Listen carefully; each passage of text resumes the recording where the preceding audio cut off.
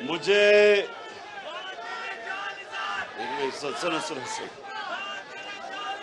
मुझे अंदाजा हो गया कि मंडी कंटोन की जबरदस्त जुनूनी और बाशऊर तंजीम है। मैं खराज तहसीन पेश करता हूं आप सबको।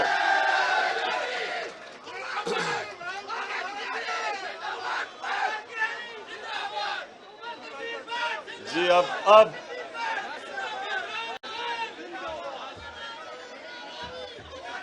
अच्छा, अब सुन ले, बस बस बस, यहां आप मुझे सुनने के लिए आए हैं, नारे मार लिए, मेरी जब बात खत्म होगी फिर नारे मारेंगे, लेकिन अब ये चुप करके आपने भी मेरी बात सुननी है आराम से।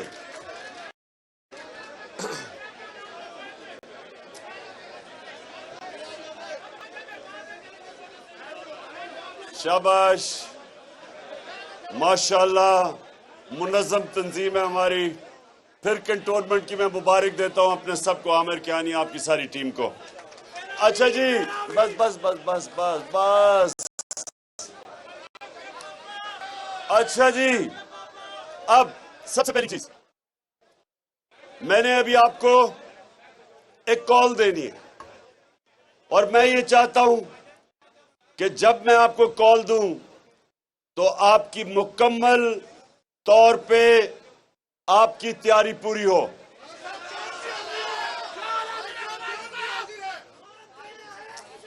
अब तैयारी कैसी है, सुने सुने, तैयारी कैसी है।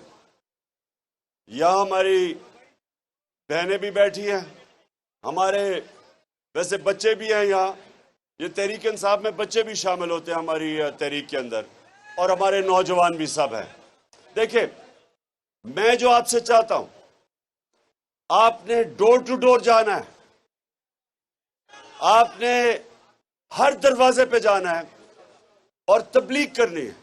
सियासत नहीं करनी, आप तबलीग करेंगे।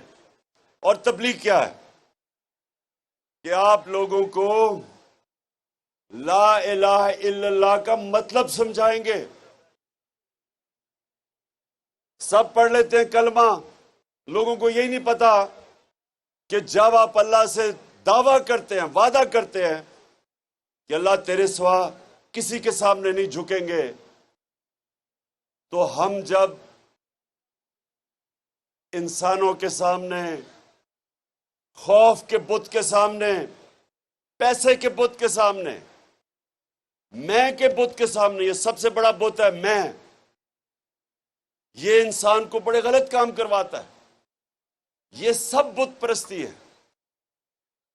कोई नहीं है खुदा सिवाय अल्लाह के।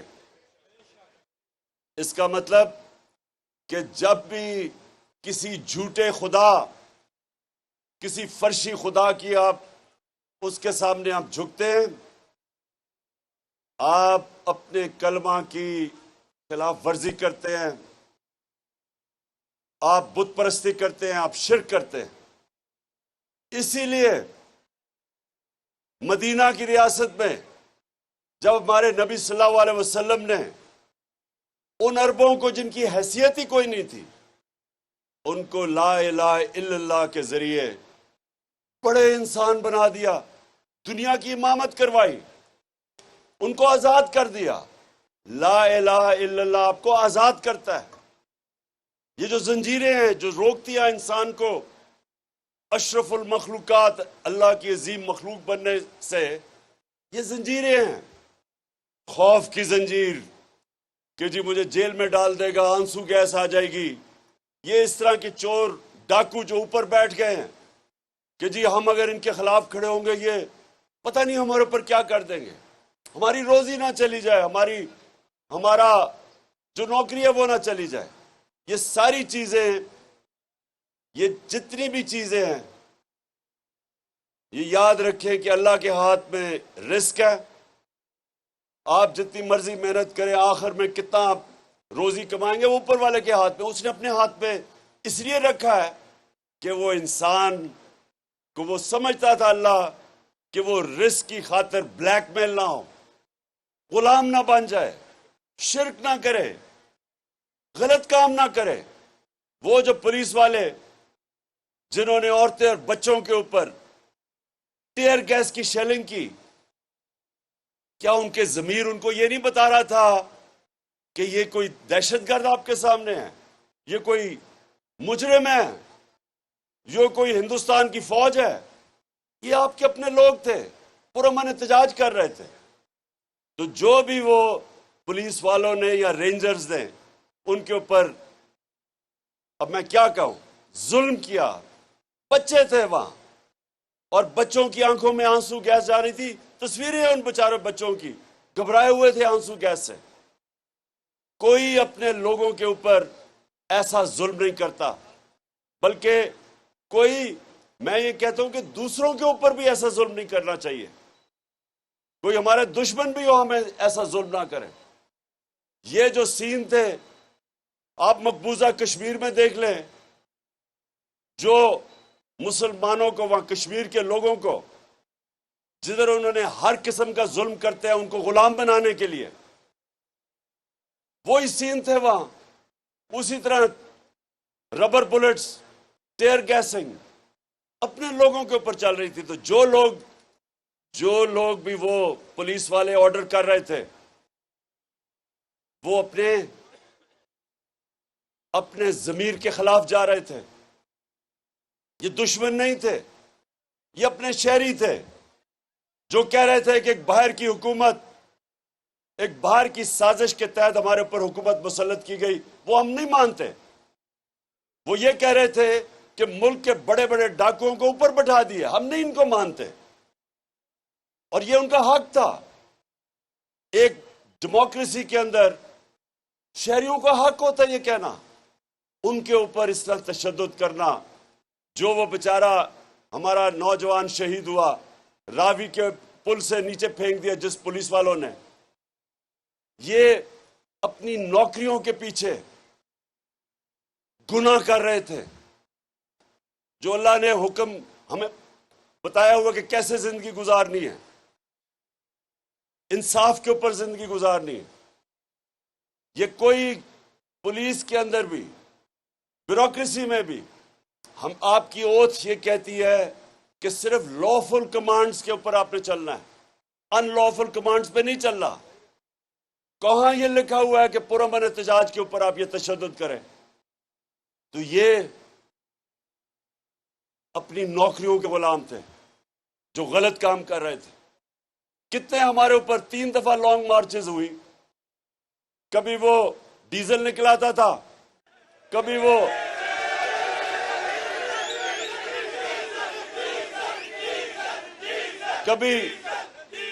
कभी कांपेन टांगने वाली निकलाता था। क्या हमने कभी इनके रास्ते रोके, कंटेनर खड़े किए, इनको टेयर गैस की? बल्कि मैंने तो दावत दी थी कि हम अपना कंटेनर भी दे देते हैं आपको, आ जाएं, हम बल्कि आपको खाना भी पहुंचवा देते हैं, क्योंकि हमें किसी से नहीं डर। इनको किससे डर था? और इनको बिल्कुल ठीक डर था। इनको डर ये था कि इतना आवाम का समुंदर जमा होने लगा है, इनकी कांपे टांगनी शुरू हो गई। और इसलिए पुलिस को इस्तेमाल किया जुर्म करने पे। पुलिस जुर्म नहीं कर सकती। पुलिस का तो काम है कानून इंप्लीमेंट करना। तो जो रात के अंधेरों में दीवारें टाप के लोगों के घरों में गए, उनकी औरतें थी वहां, उनसे जिस तरह इनका रवैया था, एक 10 साल का फैसलाबाद में बच्चे को पकड़ के पुलिस लेके जा रही थी क्योंकि उसका बाप नहीं था। कौन सी दुनिया की जमहूरियत में यह होता है? कौन से करप्ट हुक्मरान इतने अवाम से डरे होते हैं कि ये पुलिस का इस तरह इस्तेमाल करते हैं? तो अल्लाह ने आपको आजादी दी है, आपको आजाद बनाया है, क्योंकि आपने अल्लाह से दावा किया ला इलाहा इल्लल्लाह, कोई नहीं है खुदा अल्लाह के अलावा। और आपको अपने जमीर के खिलाफ आपको रिजाइन कर देना चाहिए, बजाय अपने जमीर के खिलाफ जाओ, क्योंकि यह हुक्म है अल्लाह का। उसने हमें वाज़ेह तौर पे कहा हुआ है, अमर बिल मारूफ, मुसलमानों को कहे तुम अच्छाई हक के लिए खड़े होते हो, आपको उसका कमांड है अल्लाह का कि आपने राय हक पे खड़े होना है, आपने अच्छाई के साथ खड़े होना है। बस बस बस बस बस बस बस बस सुनो, अकल थोड़ी जरा सुनो, क्योंकि मैं तैयारी करवा रहा हूं आपकी अगली के लिए। नारे तकबीर का मौका मैं आपको बताऊंगा कब आएगा। अच्छा, अब सुने, आपको अल्लाह का हुक्म है कि अच्छाई के साथ खड़े हो, बुराई के खिलाफ खड़े हो। आपको अल्लाह ने कहीं भी इजाजत नहीं दी न्यूट्रल रहने की, हुक्म है उसका। इसलिए इंसानों के लिए आजादी नंबर 1 कि रिस्क अल्लाह के हाथ में है। आजादी नंबर 2 कि इज्जत जिल्लत उसके हाथ में है। कई लोग डरते हैं जी वो मुझे जलील कर देगा कोई, ये गंदे गंदे लोग जो आज हुकूमत में बैठे हैं, गंदी बातें, घटिया बातें, ये जो लोग हैं, लोग डरते हैं कि ये जलील कर देंगे। मैं जब से 26 साल से सियासत में हूं, जितनी इन्होंने मेरे पर घटिया बातें की, जातियात के ऊपर अटैक किए, क्या फर्क पड़ गया? क्योंकि इज्जत अल्लाह के अपने हाथ में रखी हुई है, वो किसी को इजाजत नहीं देता। नहीं तो पैसे दे के आप इज्जत खरीद लें। पैसे वाले लोग, अब देखें जो सबसे अमीर लोग हैं, जो एक लंदन में बैठा हुआ है, दूसरा सबसे बड़ी बीमारी आसिफ जरदारी, वो यहां बैठा हुआ है, अरबोपति हैं ये, लेकिन इज्जत नहीं है।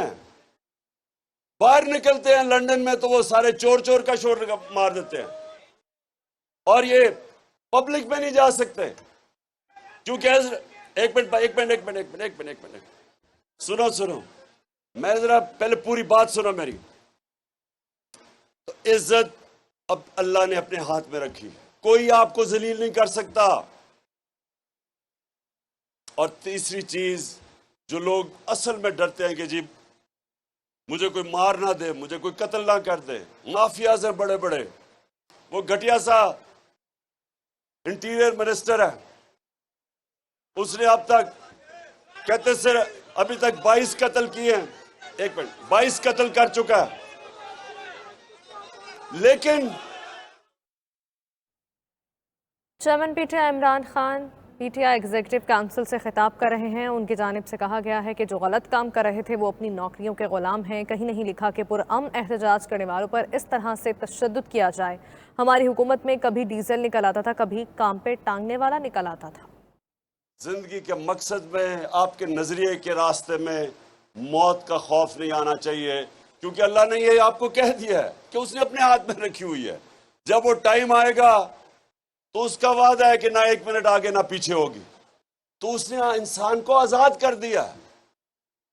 ला इलाहा इल्लल्लाह, कोई नहीं है खुदा अल्लाह के सिवा, इंसान आजाद है। और इसीलिए मदीना की रियासत में वो अरब जिनकी कोई हैसियत ही नहीं थी, इसी ला इलाहा इल्लल्लाह के ऊपर दुनिया की इमामत की उन्होंने चंद सालों के अंदर।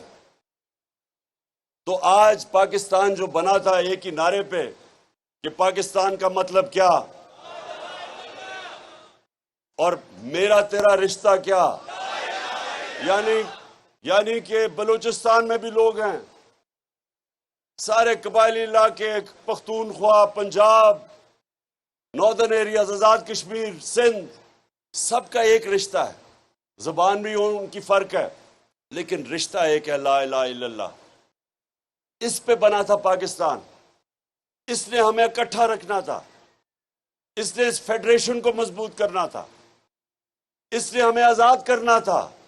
इसके लिए कायदे आजम ने जद्दोजहद की थी कि वो ये नहीं चाहते थे कि हम हिंदुओं की गुलामी में रहें, वो एक आजाद मुल्क चाहते थे।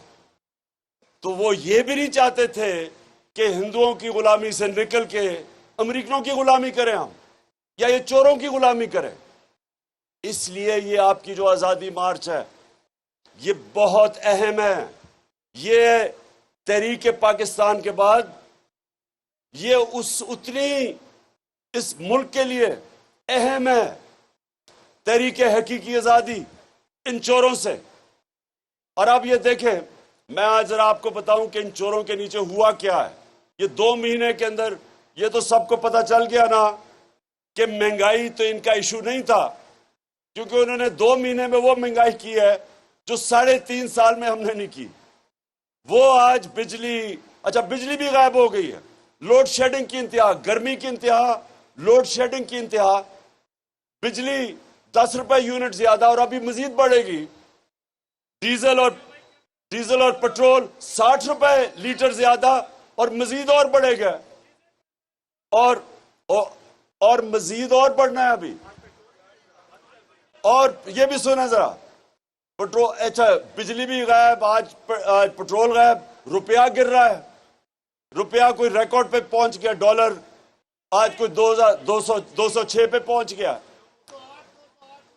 200 और 208 206 पे। सुने जरा, स्टॉक एक्सचेंज कुछ 700 अरब रुपया उसमें से गायब हो गया।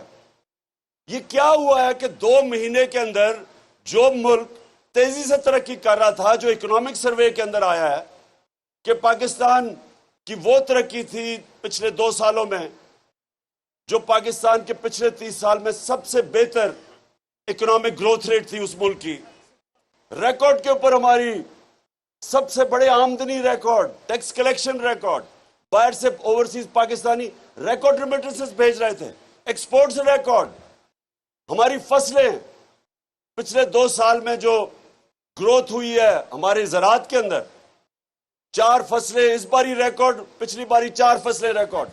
एक मिनट ठहरो, चुप, सुनो। ओहो, इंशाल्लाह, लेकिन अब सुनो बात।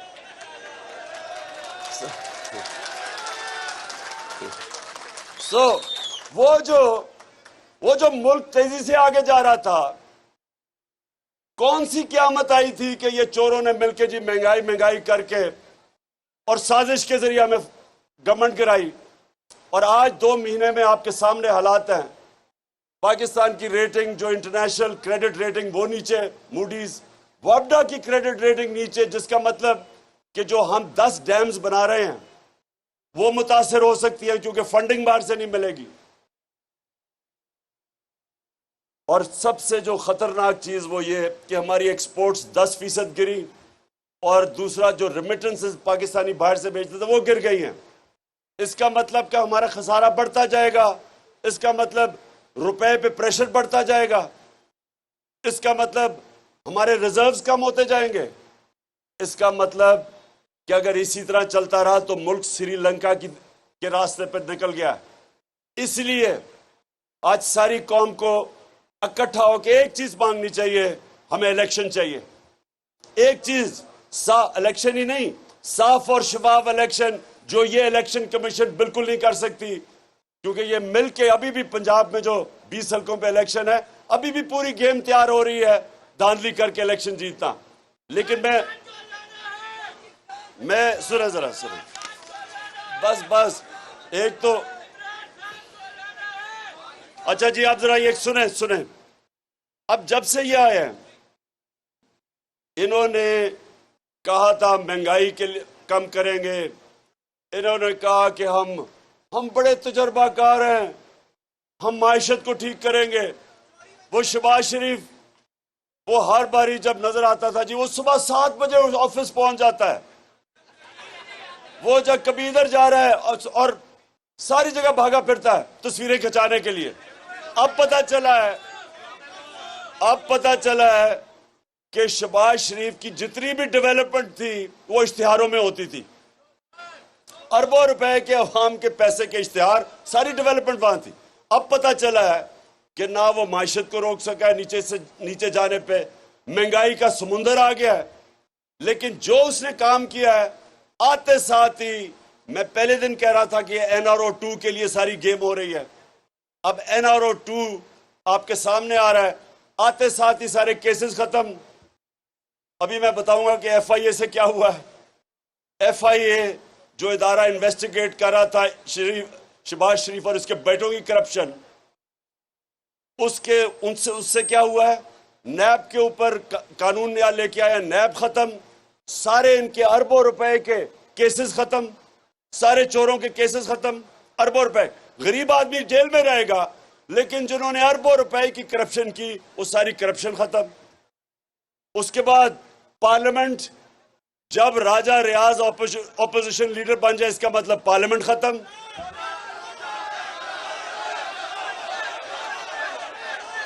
सहाफियों, आज जो सहाफियों से हो रहा है, जिस तरह की धमकियां मिल रही हैं, एफआईआर कट रही हैं सहाफियों पे, मीडिया हाउसेस को धमकियां दी जा रही हैं कि कवर ना करो किसी तरह इमरान खान को, ये बहुत बड़ा कोई दुश्मन है मुल्क का। जो ये हरकतें, ये कभी, ये मार्शल लॉ में भी ऐसी चीजें नहीं हुई।